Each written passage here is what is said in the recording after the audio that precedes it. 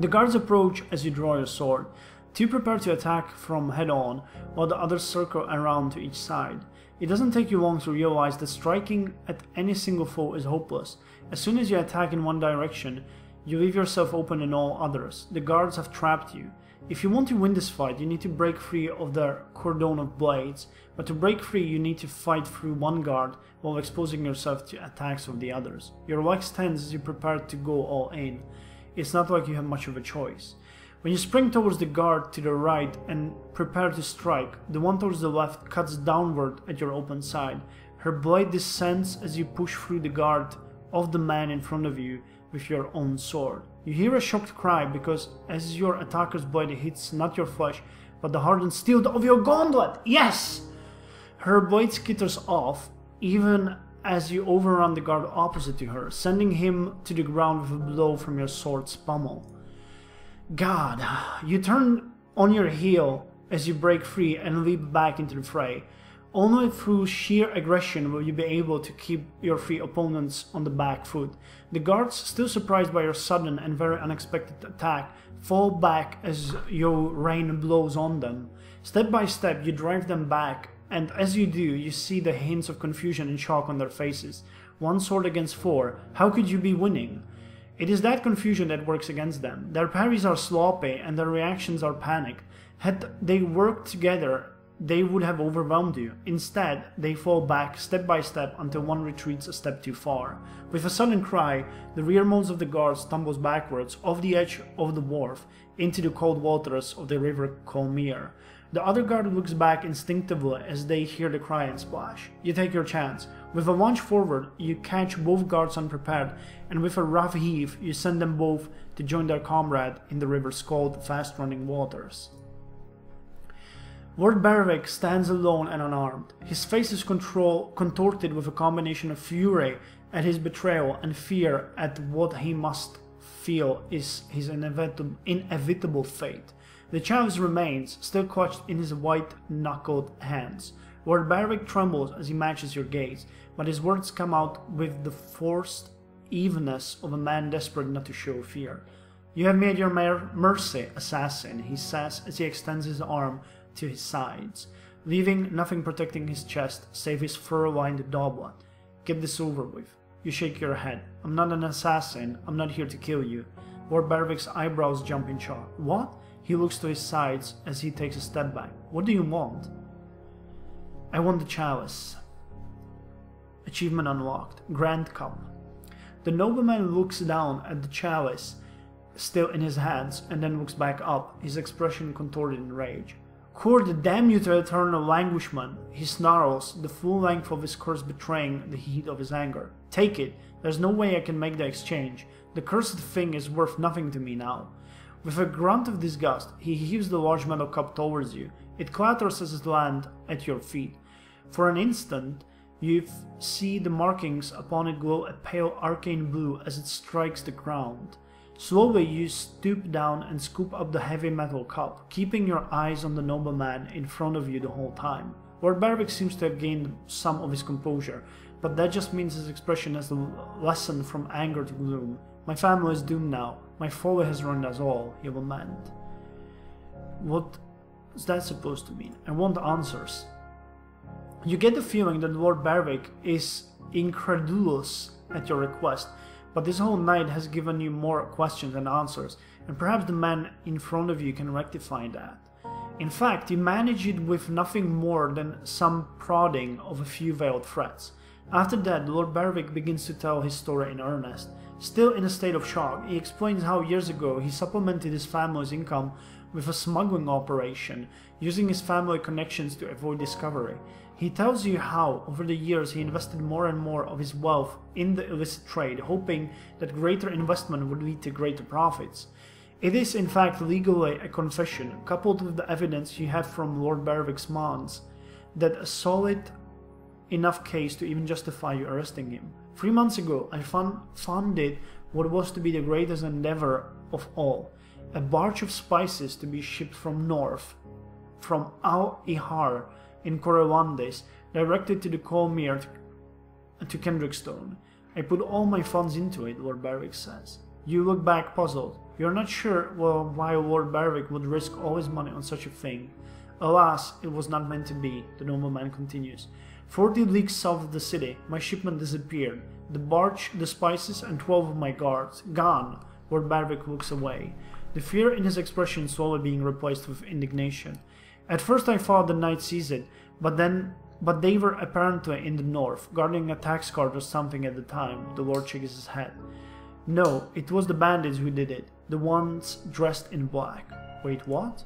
How could that be possible? You know for a fact that the bandits attacked the tax cart coming from Hallowford 3 months ago, and now Lord Berwick insists that his own shipment was taken at the same time by the same bandits at a point nearly a week's ride to the south. Could the bandits have accessed some kind of magic spell? Perhaps there are 2 groups of bandits, one acting to occupy the knights while the other struck south? You press your suspicion. Lord Berwick shakes his head and all but sputters his reply. How would I know? Maybe you should ask the bandits yourself if you are so keen for answers. The nobleman sneers. Your grip tightens on your weapon. You take a breath and loosen your grip. The bastard's just trying to get you angry, and you'll give him an opening to escape. You refuse to rise to the bait. It takes you another round of gooning to get the nobleman to continue, but even a fool could have worked out how the story would end. With all his wealth in the hands of the black-clad bandits, Lord Berwick would have had no money to pay his guards and no money to pay William of Hallowford. It seems that Lord Berwick's motive for refusing to pay protection money wasn't the greed, but simply that he couldn't. He fills in the rest of the gaps himself, how he sent his family and servants away to Torrenhall, leaving only a skeleton force of hired guards. They'd been the ones escorting Lord Berwick's tonight, all save for the 2 he'd left behind at the front entrance of his mansion to maintain the facade of normalcy. The same guards you fought earlier tonight. Actually, I didn't fight them, I paid them, which now I am a bit sorry about, but on the other hand, I didn't have to wound them, which is what I'm all up about. That only leaves one question. What about the exchange, you ask? What were you going to trade the chalice for? I'm sure he's gonna say for the ship, but Lord Berwick grits his teeth. It should be obvious, you stupid boy. A week ago I received a message from the bandits saying they'd seized my shipment. They wanted the chalice in return for my stolen spices. If my wealth had been returned to me, I could have paid off William of Hallowford. My family and servants would no longer have needed to hide in fear of his assassins. The nobleman sags, as if sudden realization had finally drawn the air from him. Now it's all lost again. His face flushes with panic again. They'll be after me. William of Hallowford will kill me for not paying him. The bandits will think I planned this. They'll be after me too. He suddenly steps forward, seizing you by the shoulders. Please, you need to let me go. My life depends on it.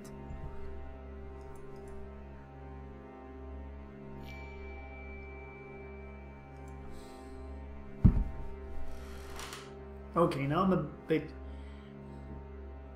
bit lost. Never mind, just get out of here, or I want you to come with me. You're under arrest for smuggling.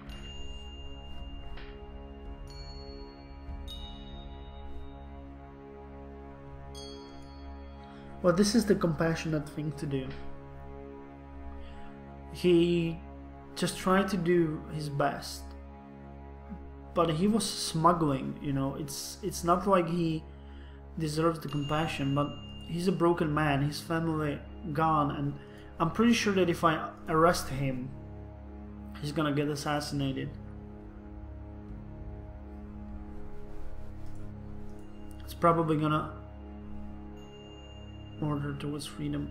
This one would probably increase my compassion, and the one lower my order.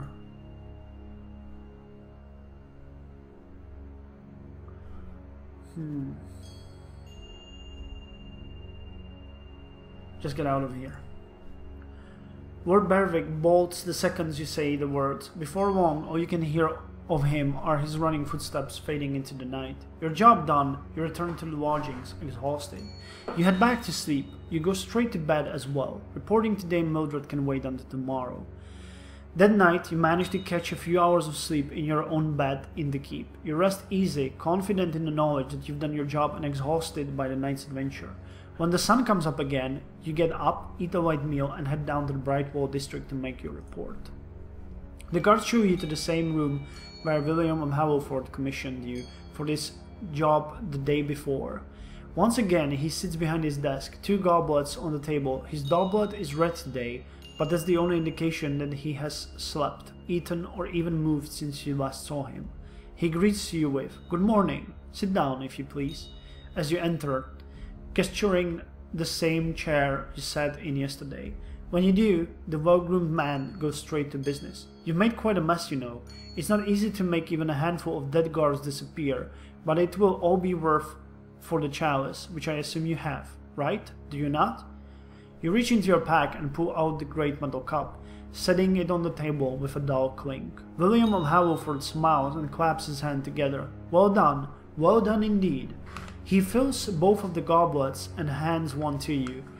When I decided to hire an adventurer for this job, I knew there would be some degree of risk. I'm glad that my initial confidence was well founded. He raises his goblet.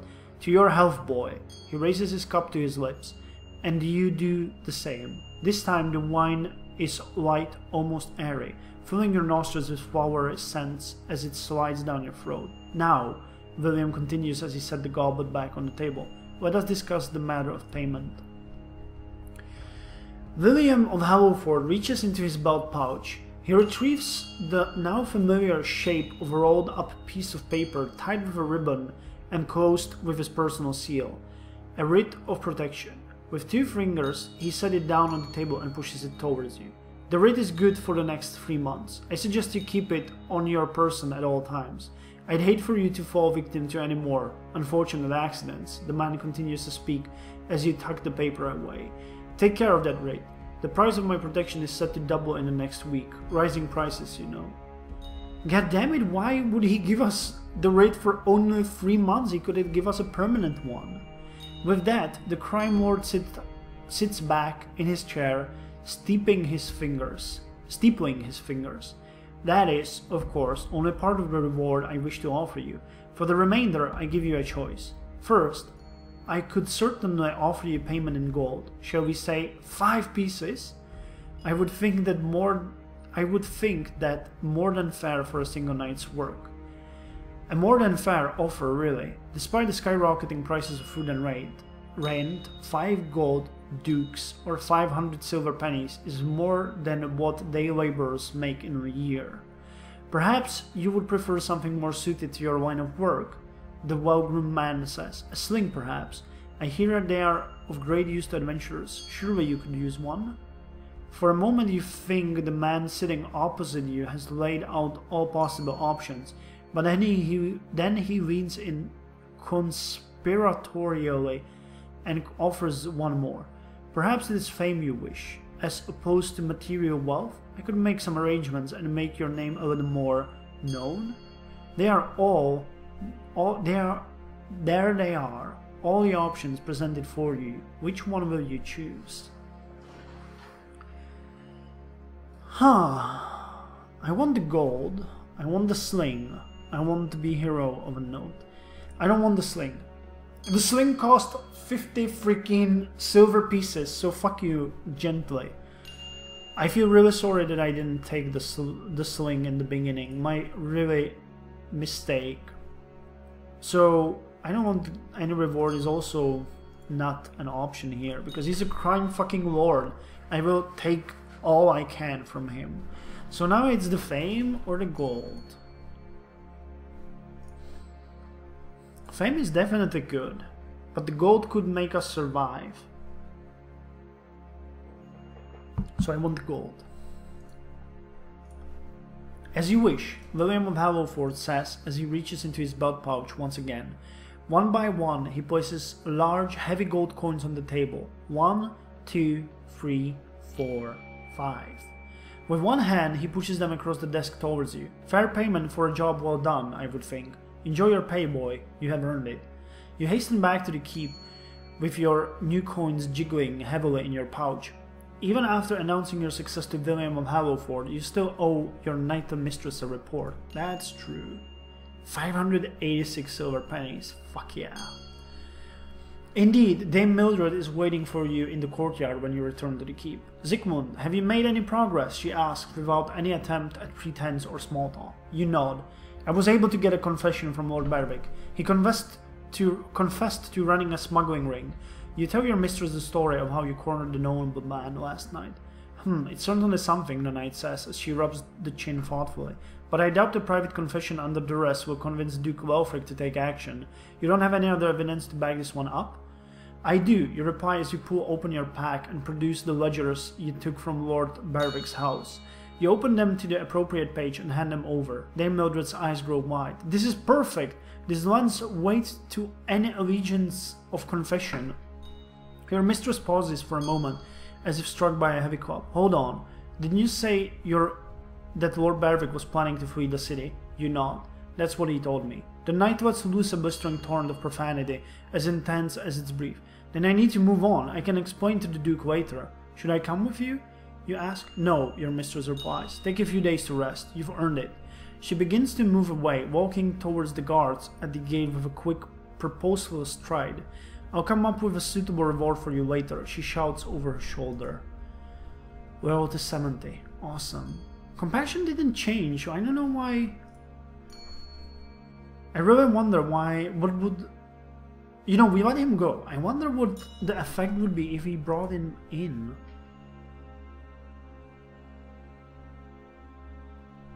I don't want to get him murdered, you know. He was he's a smuggler, but he was really unlucky, so if he gets away, I'm okay with that.